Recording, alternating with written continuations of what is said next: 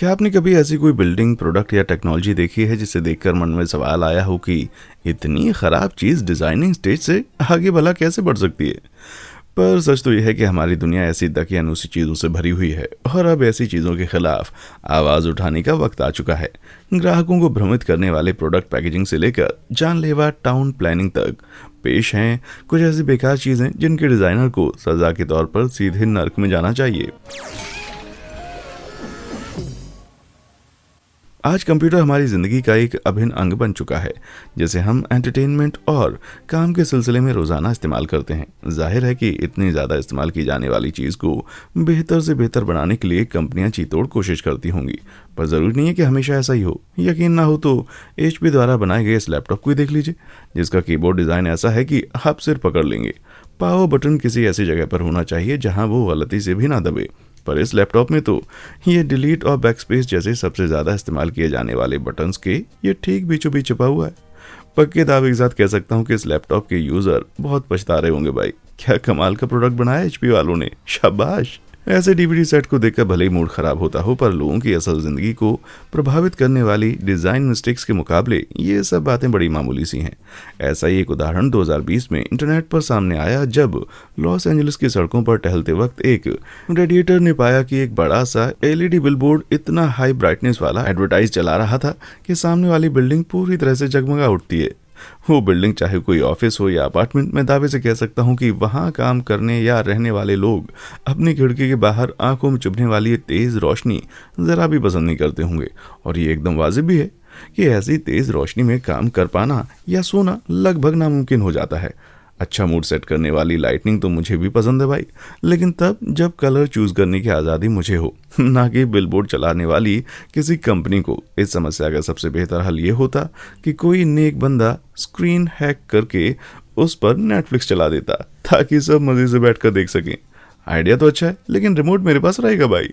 Mood ख़राब कर देने वाली एडवर्टाइजिंग तो अनेक में से बस एक उदाहरण है कि शहरों में डिज़ाइनिंग की किस कदर ऐसी की तैसी की जाती है। कभी कभी उल्टी पुल्टी टाउन प्लानिंग की वजह से भी लोगों को अच्छी खासी समस्या उठानी पड़ती है। अब इस पुल को ही देख लीजिए, जिसे बनाते वक्त इस बात पर ज़रा भी ध्यान नहीं दिया गया कि बारिश होने पर इस पुल का आखिर क्या होगा। पुल में पानी की निकासी के लिए कोई व्यवस्था ही नहीं की गई और फ्लोर का स्लोप भी बीच की तरफ था, जिससे पुल में ढेर सारा पानी भर जाता था और पार करने के लिए रेलिंग के सहारे लटक कर जाना पड़ता था। सड़क पर नाव चलाने का शौक रखने वालों को ये भले ही पसंद आए, पर बूढ़ों के लिए तो बड़ी समस्या है, जिन्हें साफ जमीन पर भी चलने में कठिनाई होती है। लेकिन इन सब दिक्कतों से पुल बनाने वाले राक्षस डिजाइनर को क्या मतलब?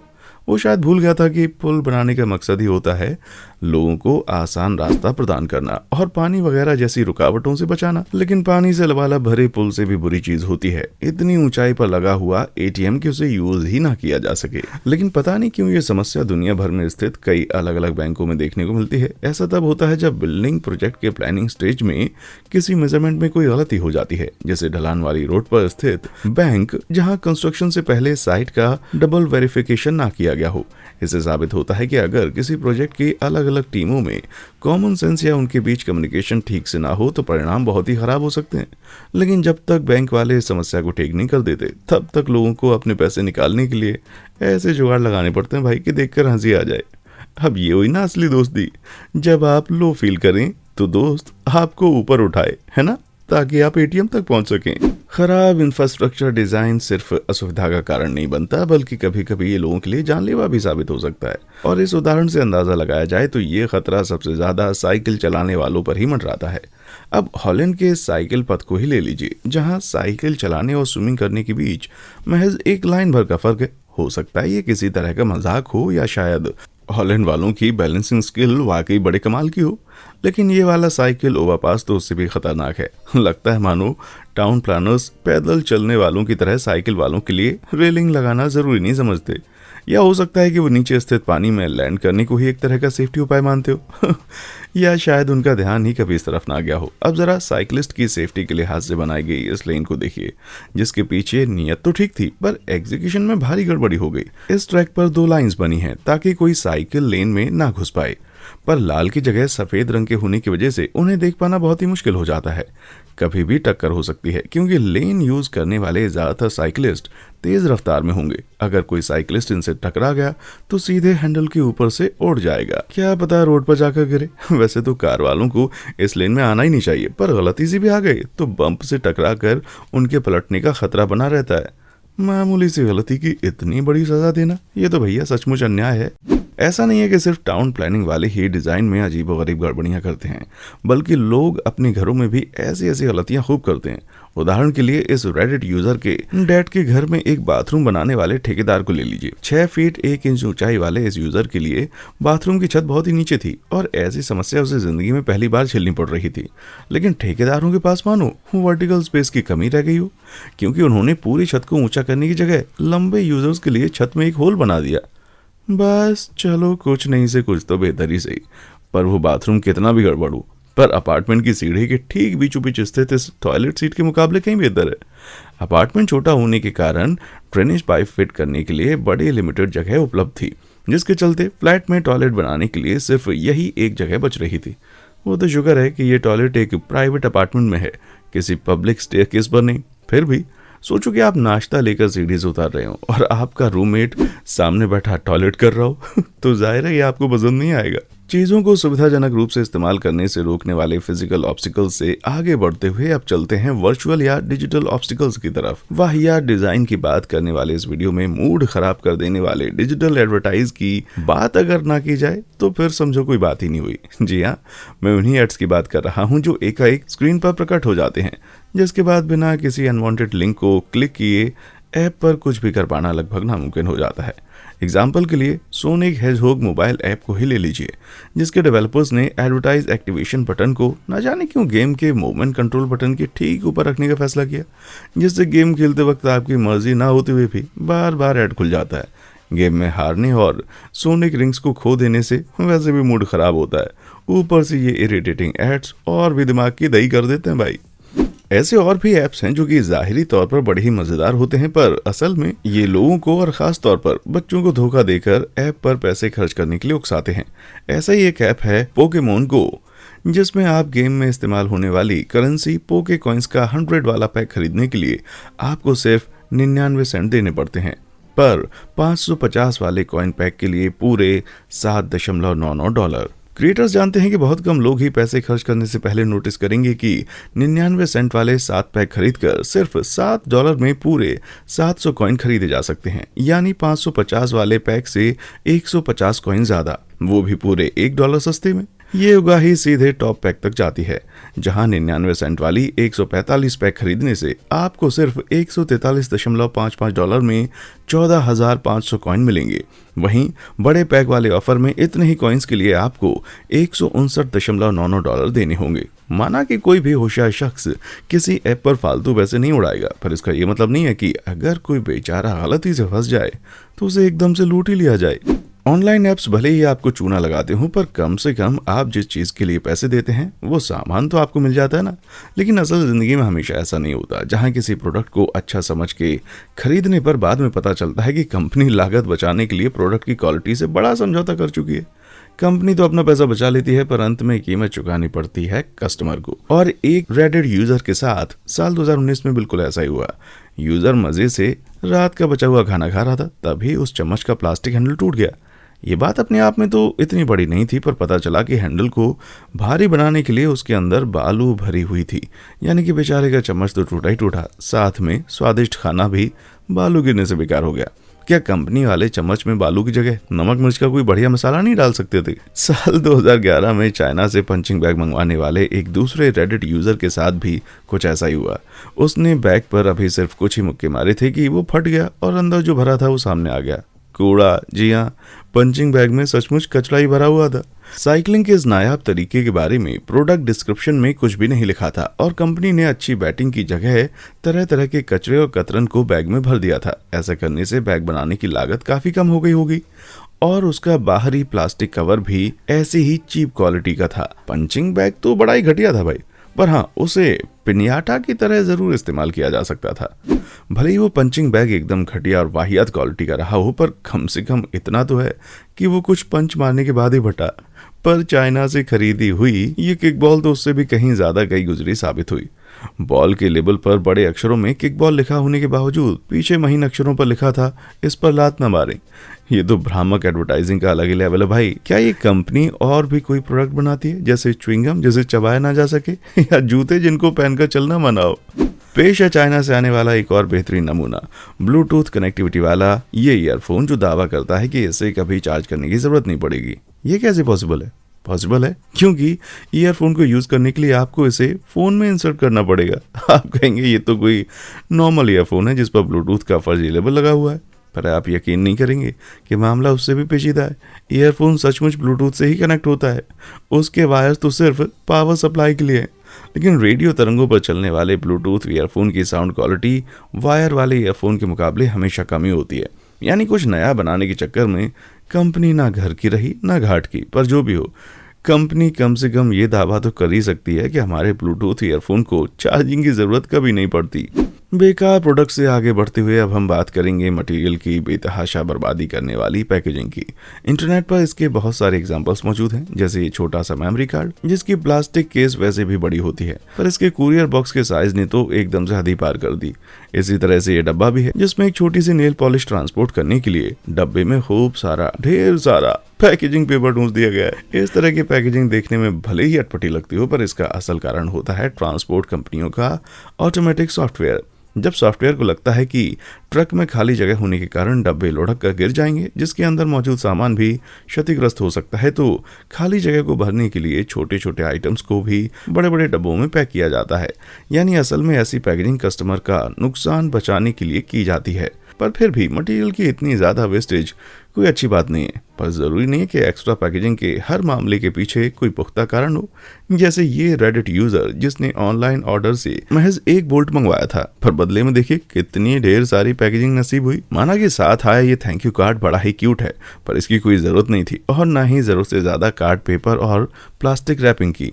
ये लिप बाम तो उससे भी कहीं ज़्यादा गया गुजरा है, जो अपने से 12 गुना बड़ी प्लास्टिक पैकिंग में लिपट कर आता है।